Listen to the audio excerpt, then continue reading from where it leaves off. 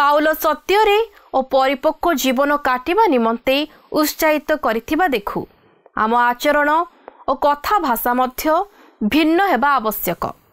आमे प्रेम रे आचरण करिबा आवश्यक जेपरि ख्रीष्ट आम जीवन मध्य दे प्रकाशित हेबे। आज कौन आमे ख्रीष्ट जीशु को परिप्रकाश करि पारछु कि जीशुको मधुर वाक्य चला पथे साजे दीप आमरी चरण अलिभा आलोक देई जीवनर प्रतिपदे जीवनर प्रतिपदे बढ़ाए से सत्य पथ प्रदर्शिका से जे पथ प्रदर्शिका पथ प्रदर्शिका पथ प्रदर्शिका। ख्रीष्टरे प्रिय दर्शक बंधु प्रभु जीशुक मधुर नाम नमस्कार जणाई आजिर पथ प्रदर्शिका कार्यक्रम को आपण को स्वागत जनाउछि। आपण ए कार्यक्रम रे नियमित भावे योगदान करिबा द्वारा आशीर्वाद प्राप्त हेउछंती और आपण को जीवन आत्मिक भाव रे दिन को दिन वृद्धि पाउछि। तेणु प्रभुक नाम रे आपण को धन्यवाद जणाए। ए कार्यक्रम द्वारा आपण को जीवन रे घटिथिबा अनुभूति गुडी को टेलीविजन स्क्रीन रे दिया जायतिबा फोन नंबर रे आमको जणांतु। आपण मानक मध्यरु जदि केही ए पर्यंत आमको फोन करि पारि नाहंती तेबे आज ही सुजोग नै आम सहित जोगाजोग करंतु। आमे आपणक फोन कॉल रो अपेक्षा रे अछु। आपण निश्चित भलरे थिबे या मु आशा करे। आमे आपणक निमंते निरंतर प्रार्थना करू अछु। जदि आपणकर किछि व्यक्तिगत किंबा पारिवारिक प्रार्थना अनुरोध अछि तेबे आमको जणांतु। ईश्वर आपणक प्रार्थनार उत्तर निश्चित भावरे देबे। आज यही कार्यक्रम द्वारा पुनर्बार आपणक सहित साक्षात करने निमंते सुजोग पाइथिबारु प्रभु को धन्यवाद जणाए। ए कार्यक्रम माध्यम रे आपण जेपरि दिन को दिन आत्मिक दिगरे और एही अंधकार जगत रे आलोक स्वरूपे जळी पारिबे एहा ईश्वरक निकटरे आमर प्रार्थना। प्रभु आपण को बहुल भाव रे आशीर्वाद करंतु। गत अध्याय रे आमे आलोचना करिथिलु जे ईश्वर मंडलीर साधु मानंकु ख्रीष्टंक शरीरर निष्ठा निमंते विभिन्न दान देई अछंती जेपरि ख्रीष्टंक पूर्णतार पूर्ण वयस्क हेउ। आज आमे तार परवर्ती अंश आलोचना करिबा। ए स्थान रे पाउल विश्वासी विश्वासिनी मानंकु ए उत्साह दियंती आ शिशु परे न होई मनुष्य मानंक सठता और भ्रांति युक्त शिक्षा द्वारा चालित न होई ख्रीष्टंकु सम्मुखरे रखी ताहांक शक्ति द्वारा सुखचित और सुसंयुक्त होई निजर बुद्धि साधन करिबा। पाउल सत्य और परिपक्व जीवन काटिबा निमंते उत्साहित करिथिबा देखु आम आचरण और कथा भाषा मध्य भिन्न हेबा आवश्यक। आमे प्रेम रे आचरण करिबा आवश्यक जेपरि ख्रीष्ट आम जीवन मध्य दे प्रकाशित हेबे। आज कौन आमे ख्रीष्ट जीशु को परिप्रकाश करि पारुछु कि आसंतु ए अध्ययन को आगो को नेबा पूर्वरु एक भक्तिमूलक गीत सुनिबा।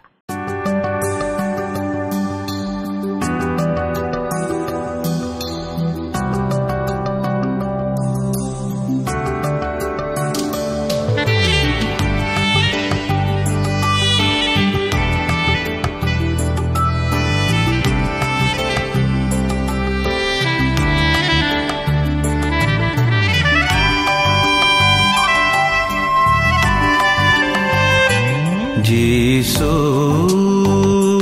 तुम प्रेम स्मरी वंदना करुछु पुण्य चरणी। जीशु तुम प्रेम स्मरी वंदना करुछु पुण्य चरणी। जीशु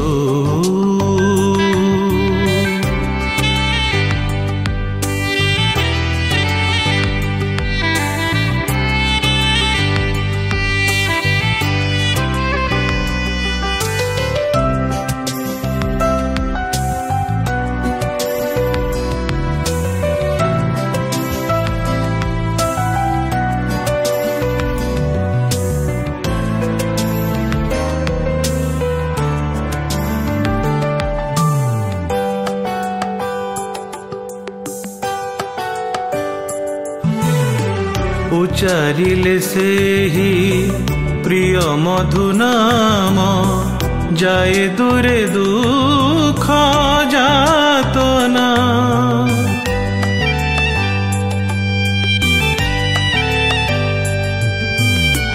देखुथिले तुम मुख अनुपम केबे ताहा भूली हुए ना संगीते तोळु मूर्छनामी अमर दिव्य चरणी जीसु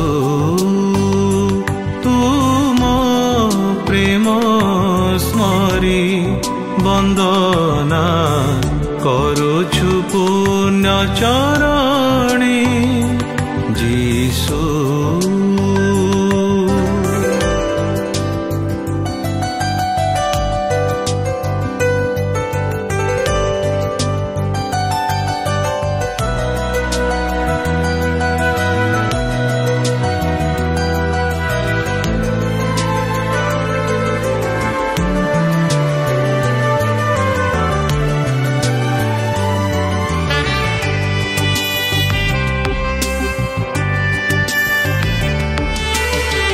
आम जीवनर गलाहार प्रभु तुमे हुओ नित्य भावना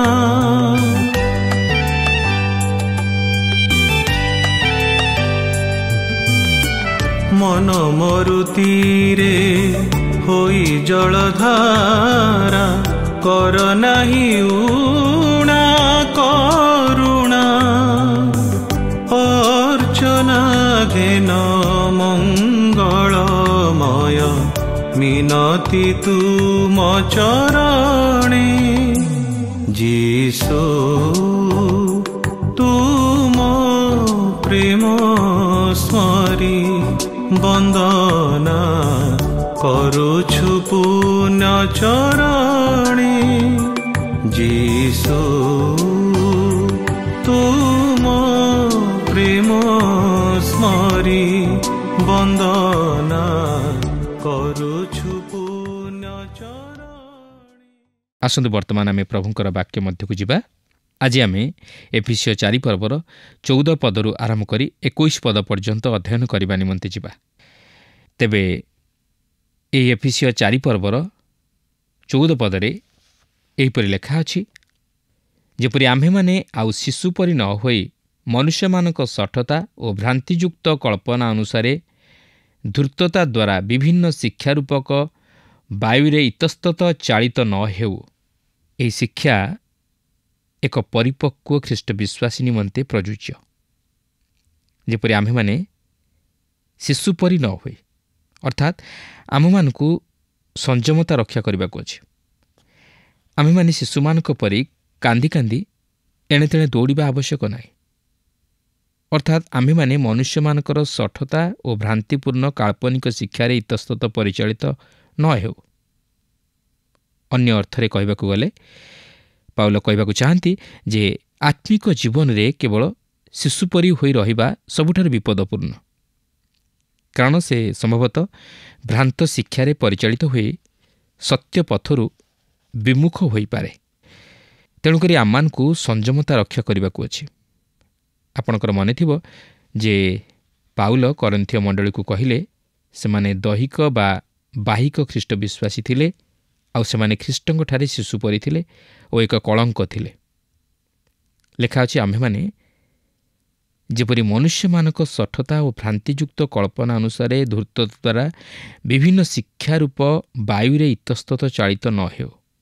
लक्ष्य करंतु पाउल एठारे जणे ख्रीष्ट विश्वासी क्रमागत भावे शिशु परी होई रहिबार विपद को अति स्पष्ट करदेबाकू चेष्टा करुअछंती।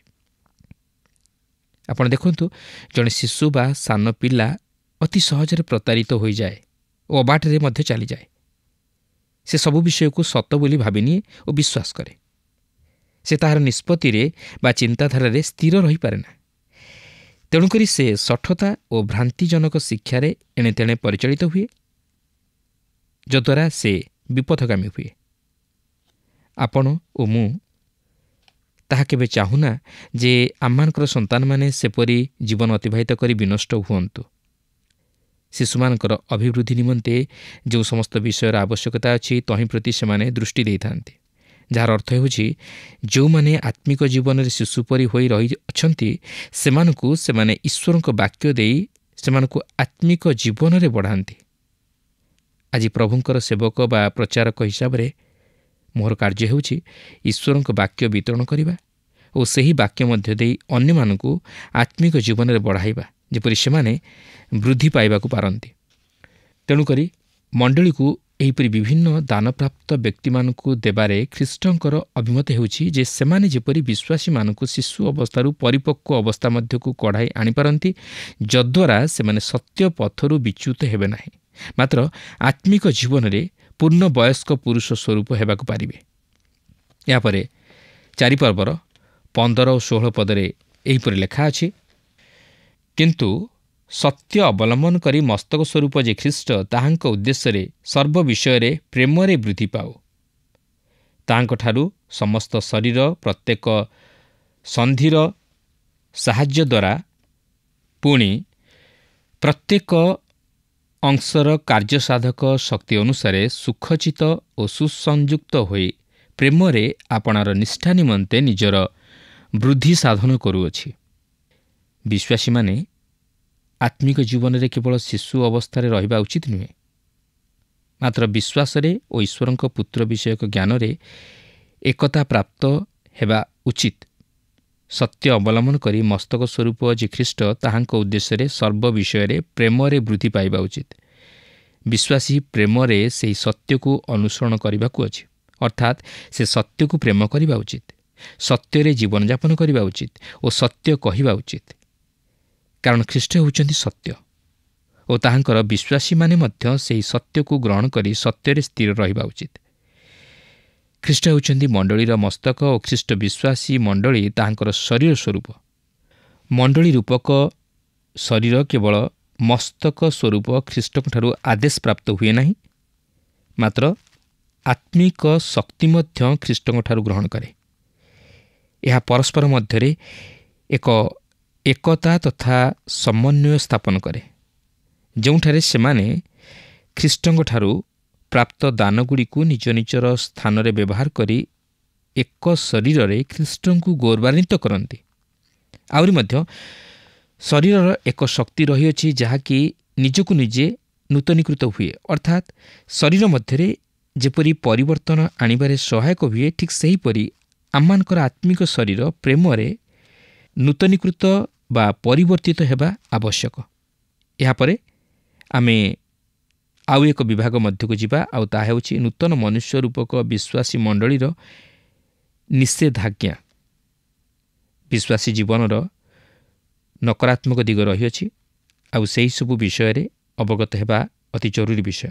କାରଣ ପବିତ୍ର ଧର୍ମଶାସ୍ତ୍ର ମଧ୍ୟରେ ବିଶ୍ୱାସୀ ପ୍ରତି କେତେକ ନିଷେଧାଜ୍ଞା ଜାରି ହୋଇଅଛି, ଯାହାକୁ ମାନିବା ବିଶ୍ୱାସୀ ପକ୍ଷେ ଅତି ଗୁରୁତ୍ୱପୂର୍ଣ୍ଣ ବିଷୟ।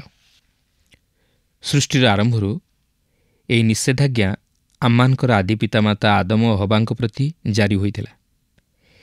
ଏହାପରେ ଆମେ ଦେଖୁ ସେହି 10 ଆଜ୍ଞା ଯାହାକି ଅତି ନକାରାତ୍ମକ ମାତ୍ର ଅତି ଉତ୍ତମ। ବର୍ତ୍ତମାନ ଏଠାରେ ଏହି ଏଫିସିୟ ପତ୍ରରେ ଆମେ ଏକ ନକାରାତ୍ମକ ଚିନ୍ତାଧାରାର ବିଷୟକୁ ଲକ୍ଷ୍ୟ କରୁଅଛୁ, ଯାହାକି ଈଶ୍ୱରଙ୍କ ସନ୍ତାନମାନଙ୍କ ନିମନ୍ତେ ଏକ ନିଷେଧାଜ୍ଞା ସଦୃଶ।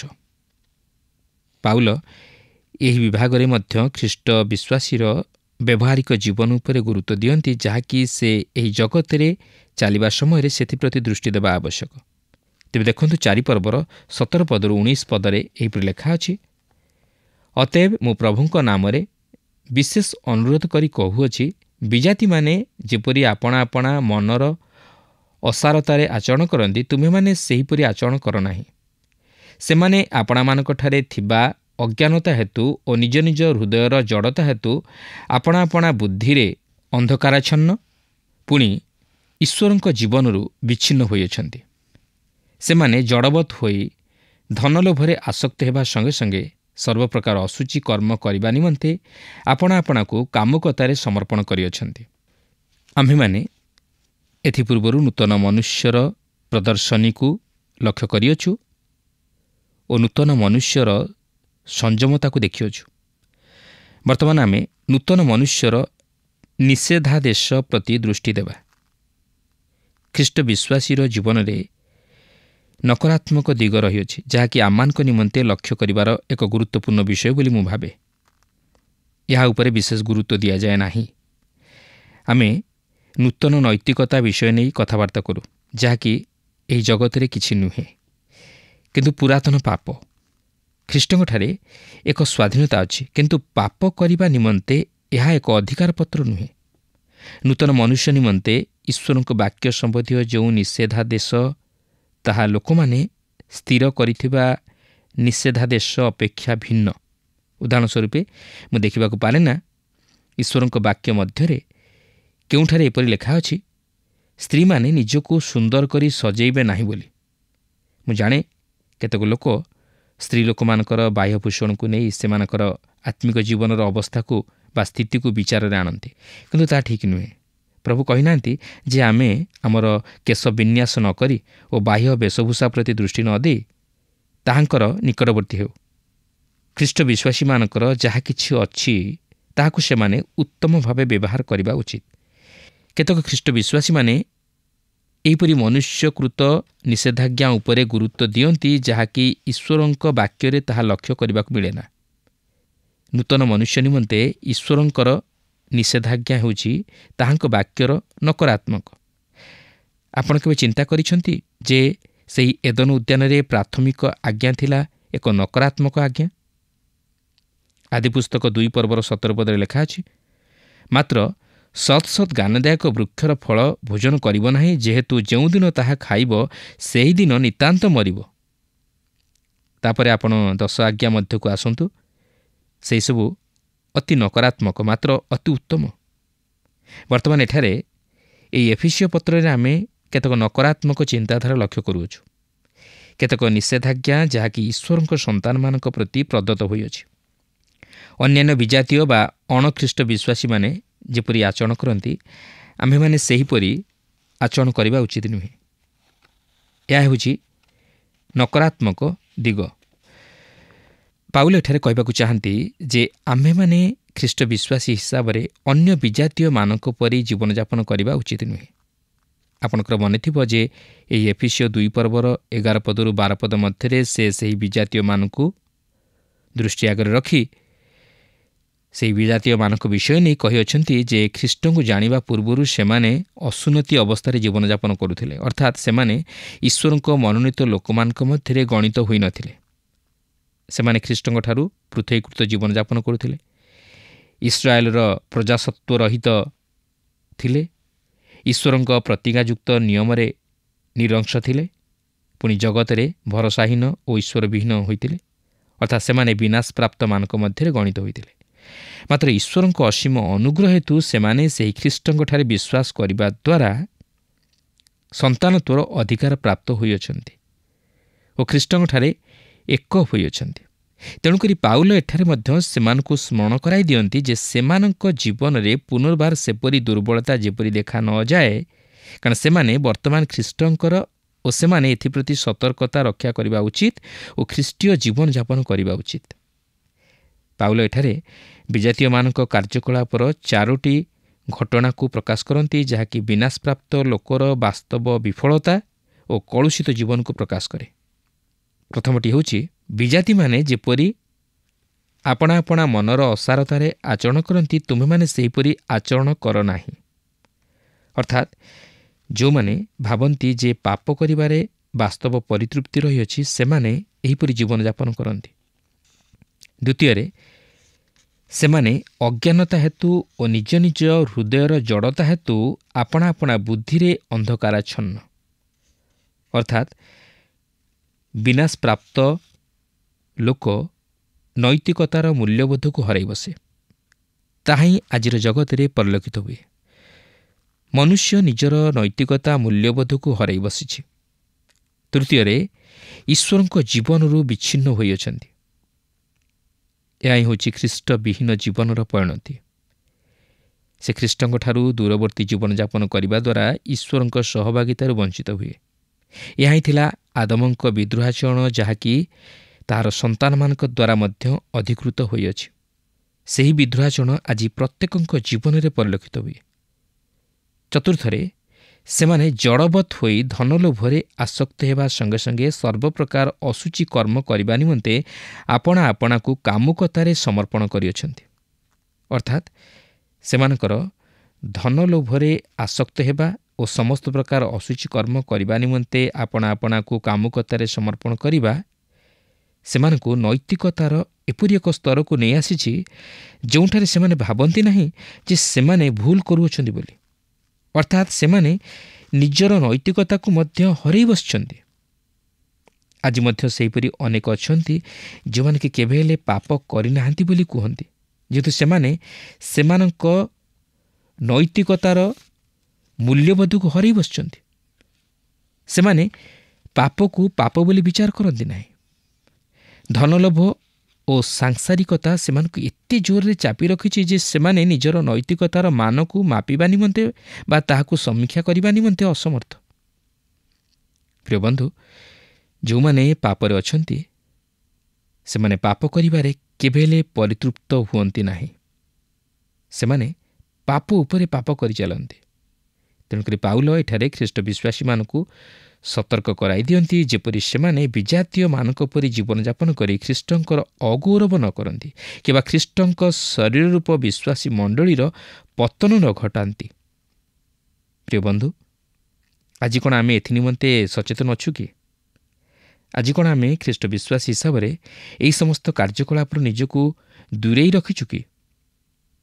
ପ୍ରଭୁ ସାହାଯ୍ୟ କରନ୍ତୁ ଯେପରି ଆମେ ବିନାଶପ୍ରାପ୍ତମାନଙ୍କ ସହିତ ଗଣିତ ନ ହୋଇ ଈଶ୍ୱରଙ୍କ ସନ୍ତାନ ରୂପେ ଗଣିତ ହେଉ ଓ ଖ୍ରୀଷ୍ଟଙ୍କଠାରେ ଏକ ହୋଇ ଖ୍ରୀଷ୍ଟଙ୍କ ଶରୀର ରୂପ ମଣ୍ଡଳୀର ଗୌରବ ରକ୍ଷା କରି ଆତ୍ମିକ ଜୀବନରେ ପରିପକ୍ୱ ହୋଇ ମଣ୍ଡଳୀର ଅଭିବୃଦ୍ଧି ତଥା ଉନ୍ନତି ସାଧନରେ ସହାୟକ ହେଉ ଓ ମଣ୍ଡଳୀରେ ଏକତା ରକ୍ଷା କରୁ।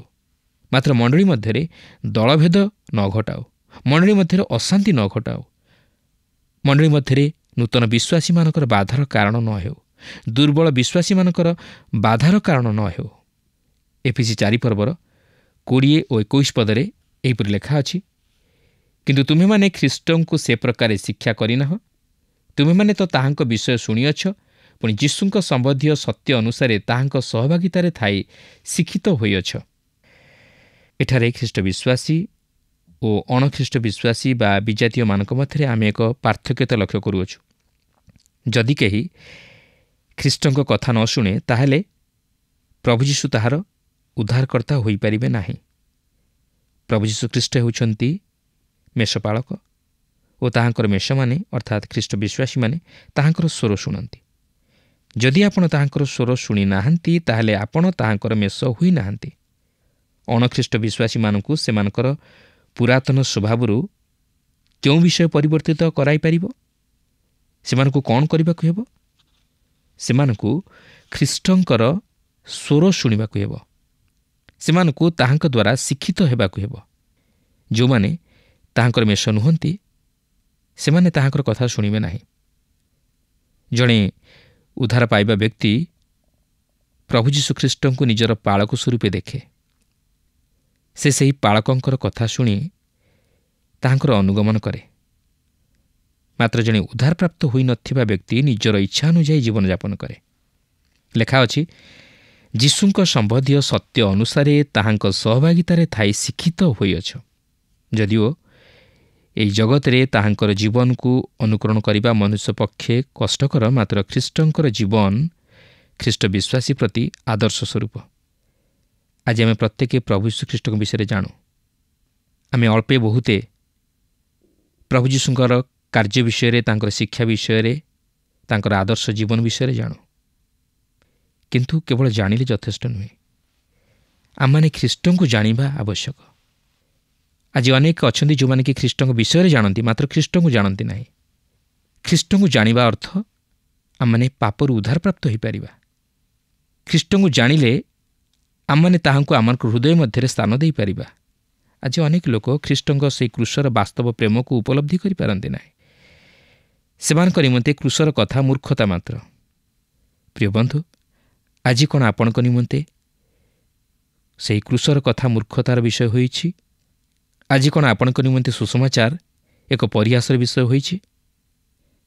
ତେଣୁ ପ୍ରିୟ ବନ୍ଧୁ, ଆସନ୍ତୁ ସେହି ପ୍ରଭୁ ଯୀଶୁଖ୍ରୀଷ୍ଟଙ୍କଠାରେ ବିଶ୍ୱାସ କରି ତାହାଙ୍କର ଆଦର୍ଶରେ ଅନୁପ୍ରାଣିତ ହୋଇ ନିଜେ ପାପରୁ ପୃଥକୀକୃତ ଜୀବନଯାପନ କରିବା ସଙ୍ଗେ ସଙ୍ଗେ ଅନ୍ୟମାନଙ୍କୁ ମଧ୍ୟ ରକ୍ଷା କରୁ ଏବଂ ଖ୍ରୀଷ୍ଟୀୟ ମଣ୍ଡଳୀ ମଧ୍ୟରେ ଖ୍ରୀଷ୍ଟଙ୍କର ଗୌରବ ରକ୍ଷା କରିବା ସଙ୍ଗେ ସଙ୍ଗେ ଖ୍ରୀଷ୍ଟ ବିଶ୍ୱାସୀ ମଣ୍ଡଳୀର ଆତ୍ମିକ ଅଭିବୃଦ୍ଧିର କାରଣ ହେଉ। ପ୍ରଭୁ ପ୍ରତ୍ୟେକଙ୍କୁ ଏହି ସଂକ୍ଷିପ୍ତ ଆଲୋଚନା ମଧ୍ୟ ଦେଇ ଆଶୀର୍ବାଦ କରନ୍ତୁ। ମୁଁ ବିଶ୍ୱାସ କରେ ଯେ ଏହି ଅଧ୍ୟୟନ ଆପଣଙ୍କୁ ନିଶ୍ଚିତ ଭାବେ ଆତ୍ମିକ ଭାବେ ବୃଦ୍ଧି ହେବା ପାଇଁ ସାହାଯ୍ୟ କରିଥିବ। ପାଉଲ ବିଶ୍ୱାସୀମାନଙ୍କୁ ଆଉ ପୂର୍ବ ପରି ବିଜାତିମାନଙ୍କ ପରି ଆଚରଣ ନ କରିବା ନିମନ୍ତେ ଅନୁରୋଧ କରନ୍ତି, କାରଣ ସେମାନେ ନିଜର ବୁଦ୍ଧିରେ ଅଶୁଚି କର୍ମ କରିବା ଦ୍ୱାରା ଈଶ୍ୱରଙ୍କ ଠାରୁ ଦୂରେଇ ଯାଇଛନ୍ତି। କିନ୍ତୁ ତୁମ୍ଭେମାନେ ଯୀଶୁଙ୍କ ସମ୍ବନ୍ଧୀୟ ସତ୍ୟ ଶିକ୍ଷାରେ ଶିକ୍ଷିତ ହୋଇଅଛ। ପ୍ରିୟ ଦର୍ଶକ ବନ୍ଧୁ, ଆଜି ଆପଣଙ୍କ କାର୍ଯ୍ୟ କି ପ୍ରକାର? ଏହା କ'ଣ ଅଶୁଚି ନା ସତ୍ୟ? ପ୍ରଭୁ ଆପଣଙ୍କୁ ଆଶୀର୍ବାଦ କରନ୍ତୁ। ଆଗାମୀ ଅଧ୍ୟାୟରେ ଆପଣଙ୍କ ସହିତ ପୁଣି ଥରେ ସାକ୍ଷାତ ହେବ। ଧନ୍ୟବାଦ। କାର୍ଯ୍ୟକ୍ରମ ଶେଷ କରିବା ପୂର୍ବରୁ ଆସନ୍ତୁ ପଦେ ପ୍ରାର୍ଥନା କରିବା। ପ୍ରେମିକ ଈଶ୍ୱର, ପୁଣି ଥରେ ପ୍ରଭୁ ତୁମ ନାମକୁ ଧନ୍ୟବାଦ ଦେଉଛୁ। ପୁଣି ପ୍ରଭୁ ତୁମମାନଙ୍କୁ ଏକତ୍ରିତ କରାଇଛ। ପ୍ରଭୁ ତୁମଠାରେ ପ୍ରଭୁ ପ୍ରତ୍ୟେକ ଜଣ ପ୍ରଭୁ ଏ କାର୍ଯ୍ୟକ୍ରମ ମାଧ୍ୟମରେ ପ୍ରଭୁ ପ୍ରତ୍ୟେକ ଜଣକୁ ପ୍ରଭୁ ତୁମେ ସଂଯୁକ୍ତ କରିଅଛ ବୋଲି ତୁମର ନାମକୁ ଧନ୍ୟବାଦ ଦେଉଛୁ। ହେ ପ୍ରେମିକ ପରମେଶ୍ୱର ପ୍ରଭୁ, ତୁମେ ଆମମାନଙ୍କୁ ଯେଉଁ ଆଜି ଶିକ୍ଷା ପ୍ରଦାନ କରିଅଛ ତାହା ଯେଭଳି ଭାବରେ ପ୍ରତ୍ୟେକ ଜଣ ପ୍ରଭୁ ତାହା ବୁଝିପାରିବୁ ଏବଂ ନିଜ କାର୍ଯ୍ୟରେ ବ୍ୟବହାର କରିପାରିବୁ, ତୁମେ ସେପରି ପ୍ରତ୍ୟେକ ଜଣଙ୍କ ଜୀବନରେ କାର୍ଯ୍ୟ କରାଅ ବୋଲି ପ୍ରାର୍ଥନା କରୁଛୁ। ହେ ପ୍ରେମିକ ଈଶ୍ୱର ପ୍ରଭୁ, ତୁମଠାରେ ପ୍ରାର୍ଥନା କରୁଛୁ ଆମମାନଙ୍କର ପ୍ରଭୁ କଥା କହିବାରେ ଚାଲିଚଳନରେ ପ୍ରଭୁ ପ୍ରତ୍ୟେକ ବିଷୟରେ ପ୍ରଭୁ ତୁମେ ପ୍ରଭୁ ତୁମରେ ସେ ପ୍ରଭୁ ଶକ୍ତି ପ୍ରଭୁ ତୁମରେ ସେ ଆଶୀର୍ବାଦ ପ୍ରଭୁ ତୁମରେ ପ୍ରଭୁ ତୁମେ ଯେପରି ଆଚରଣ ପ୍ରଭୁ ପ୍ରତ୍ୟେକ ଜଣଙ୍କର ପ୍ରଭୁ ସେହିପରି ଚାଲିଚଳନ କଥାବାର୍ତ୍ତାରେ ପ୍ରଭୁ ତୁମେ ପ୍ରଭୁ ତୁମଠାରେ ପ୍ରଭୁ ଯେପରି ନିର୍ଭର ହୋଇପାରିବୁ ତୁମେ ସେହିପରି ଆଶୀର୍ବାଦ କର। ପ୍ରତ୍ୟେକ ଲୋକ ପରେ ଯେପରି ଦେଖିକି ବିଶ୍ୱାସ କରିପାରିବେ ଏ ଜଣେ ପ୍ରଭୁ ସେଇ ପ୍ରଭୁଙ୍କ ଠାରେ ପ୍ରଭୁ ସଂଯୁକ୍ତ ଭାବରେ ଜୀବନ କାଟୁଥିବା ବ୍ୟକ୍ତି, ତୁମେ ସେହିପରି ପ୍ରଭୁ ପ୍ରତ୍ୟେକ ଜଣଙ୍କର ପ୍ରଭୁ କଥା କହିବାରେ ଚାଲିଚଳନରେ ପ୍ରଭୁ ତୁମେ ପ୍ରଭୁ ସାହାଯ୍ୟ କର। ହଁ ପ୍ରଭୁ ସପା ଏ ଦୁଷ୍ଟମୟ ଜଗତରେ ପ୍ରଭୁ ଏ ମନ୍ଦତା ଜଗତରେ ପ୍ରଭୁ ଆମମାନେ ଯେପରି ଝୁଣ୍ଟି ନ ପଡ଼ୁ ପ୍ରଭୁ ତୁମେ ଆମ ପ୍ରତ୍ୟେକ ବିଷୟରେ ପ୍ରଭୁ ତୁମେ ଉଦ୍ଧାର କର ବୋଲି ପ୍ରାର୍ଥନା କରୁଛୁ। ହେ ପ୍ରେମିକ ଈଶ୍ୱର ପ୍ରଭୁ ତୁମେ ଆମ ପ୍ରାର୍ଥନାକୁ ଶୁଣିଅଛ ଏବଂ ଉତ୍ତରକୁ ଦେଇଅଛ ବୋଲି ବିଶ୍ୱାସ କରି ପ୍ରଭୁ ଯୀଶୁଖ୍ରୀଷ୍ଟଙ୍କ ନାମରେ ମାଗୁଅଛି, ଆମେନ୍। ଗତ ପ୍ରଶ୍ନର ଉତ୍ତରଟି ହେଲା ଡି ଖ୍ରୀଷ୍ଟ। ଆଜିର ପ୍ରଶ୍ନ ହେଉଛି କିଏ ପଥ ସତ୍ୟ ଓ ଜୀବନ ଅଟନ୍ତି? ଏ ପଣ୍ଡିତ, ବି ଯୀଶୁଖ୍ରୀଷ୍ଟ, ସି ମହାପୁରୁଷ, ଡି ସନ୍ଥ।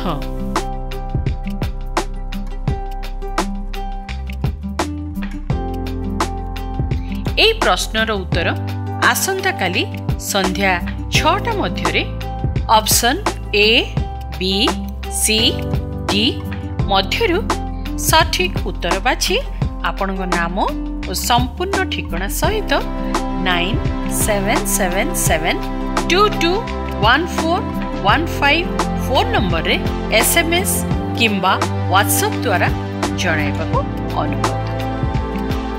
जदि आपको आम कार्यक्रम भल लगुच तेबे 0444908126 रे मिस्ड कॉल दे विजय होई परिबे।